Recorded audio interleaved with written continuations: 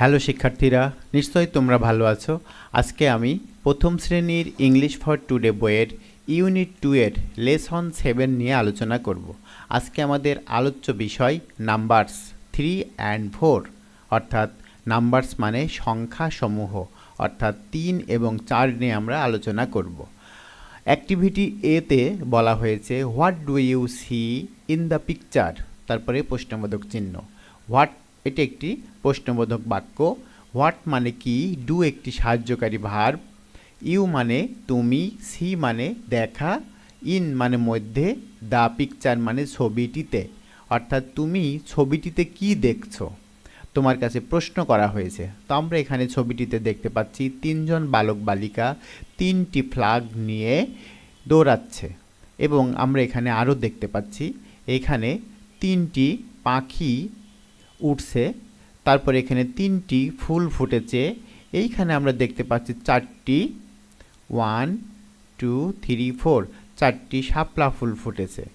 তো এইভাবে আমরা এই ছবিটিকে বিশ্লেষণ করতে পারি। এরপরে পরের দৃশ্যে আমরা এখানে দেখতে পাচ্ছি লেখা রয়েছে অ্যাক্টিভিটি বিতে লুক, লিসেন অ্যান্ড সে। তোমরা নিশ্চয় জানো লুক মানে দেখা, লিসেন মানে শোনা, অ্যান্ড মানে এবং, সে মানে বলা। রিড দ্য নাম্বারস, এবং এই সংখ্যাগুলো তোমাকে পড়তে বলা হচ্ছে। তো আমরা এখানে দেখতে পাচ্ছি 3টি ফ্ল্যাগ, অর্থাৎ 3 লিখতে হবে এভাবে। তারপরে আমরা দেখতে পাচ্ছি এখানে 4টি শাপলা ফুলের ছবি দেওয়া রয়েছে, 1 2 3 4, এখানে 4। তাহলে আমরা 3টি ছবি দেখে বুঝতে পারলাম 3টি ফ্ল্যাগ, 1 2 3, এখানে 3 লেখা হয়েছে। তারপরে 4টি শাপলা ফুলের ছবি, 1 2 3 4, এখানে 4 লেখা হয়েছে।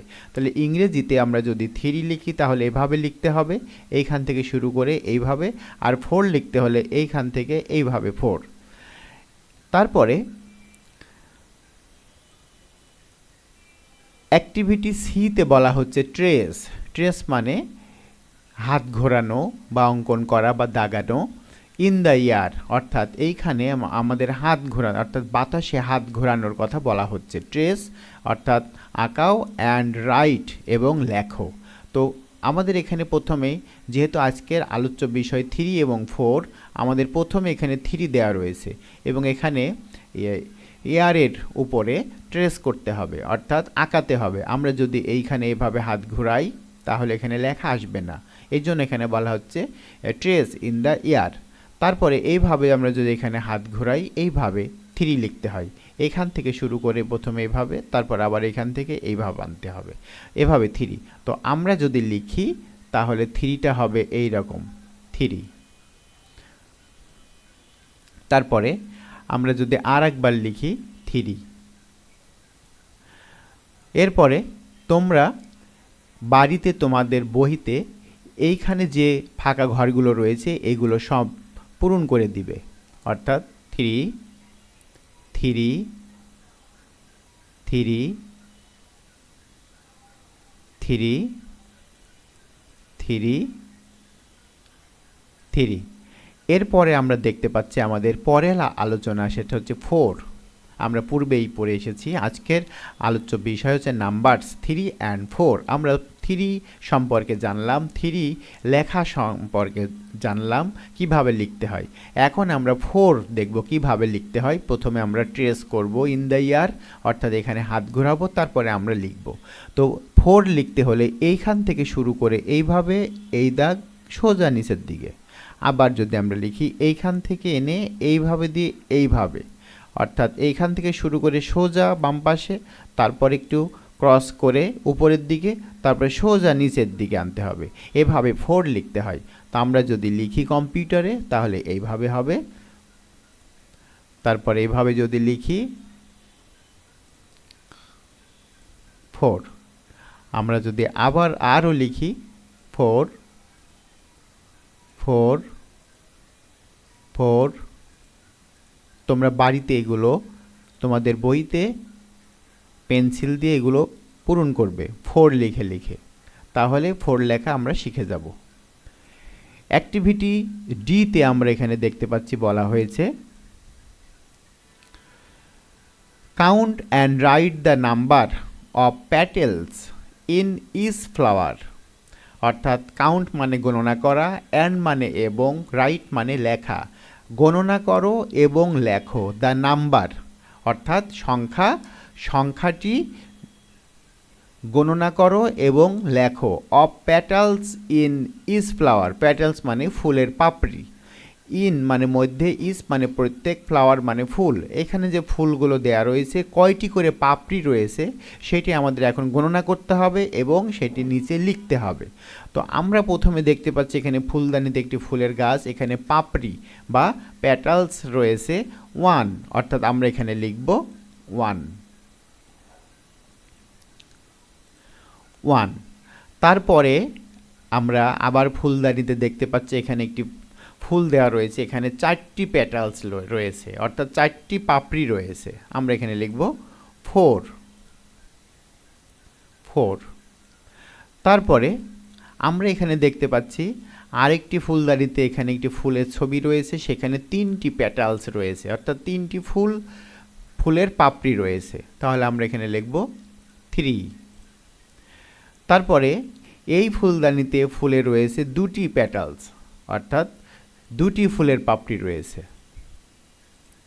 তো এভাবে আমরা count and write the number of petals in each flower, অর্থাৎ গণনা করো এবং লেখো, সংখ্যাটি লেখো, অর্থাৎ প্রত্যেকটি ফুলের কয়টি করে পাপড়ি আছে সেইটি আমাদের এখানে লেখার কথা বলা হয়েছে।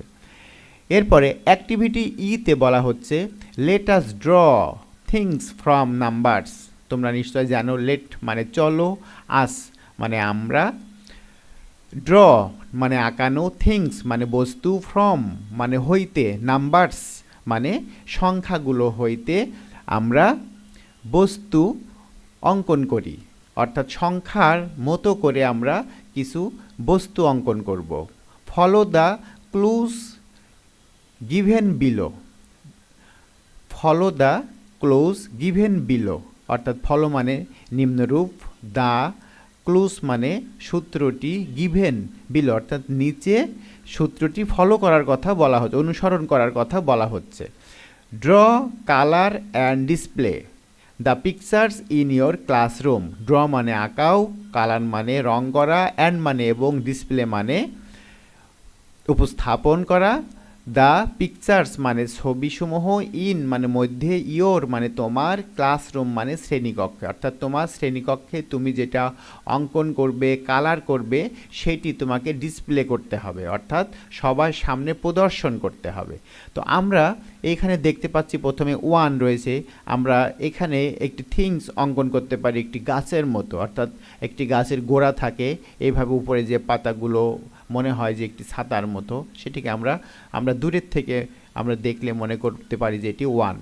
তারপর একটি হাঁসের 2 থেকে আমরা একটি হাঁস অঙ্কন করতে পারি, অর্থাৎ প্রথমে এখানে 2, অর্থাৎ হাঁস একটি এখানে থিংস হিসাবে আমরা এখানে অঙ্কন করতে পারছি, অর্থাৎ 2 এর মতো হাঁস। তারপরে 3 আমরা এই যে একটি মৌমাছির দৃশ্য আমরা এখানে দেখতে পাচ্ছি। মৌমাছি যদি এই পাশটা কেটে দেওয়া যায়, এই পাশটা কেটে অর্ধেক কেটে দেওয়া যায়, তাহলে এটি পুরাটাই 3 এর মতো মনে হবে। তো আমরা নাম্বার থেকে কিছু বস্তু অঙ্কন করার চিন্তা করে সেইটা আমরা এখানে অঙ্কন করতে পারি। তারপরে 4, এখানে আমরা একটি ছবি দেখতে পাচ্ছি কার্টুনের, সেখানে প্রথম অংশটা 4 এর মতো মনে হচ্ছে, অর্থাৎ এখান থেকে শুরু করে এইভাবে, এটি লেজ, এটি পেট, এইটা 2টা পা এবং এইটা হচ্ছে 4 এর মতো। তো এভাবে আমাদের সংখ্যা থেকে কোনো থিংস অঙ্কন করব, সেটি রং করব এবং ক্লাসরুমে সেটি ডিসপ্লে আকারে প্রদর্শন করব। তো আজকের ভিডিও ক্লাস এ পর্যন্তই। পরবর্তী ভিডিও ক্লাস দেখার আমন্ত্রণ জানিয়ে আমি আজকের মতো এখানেই শেষ করছি। ধন্যবাদ সবাইকে।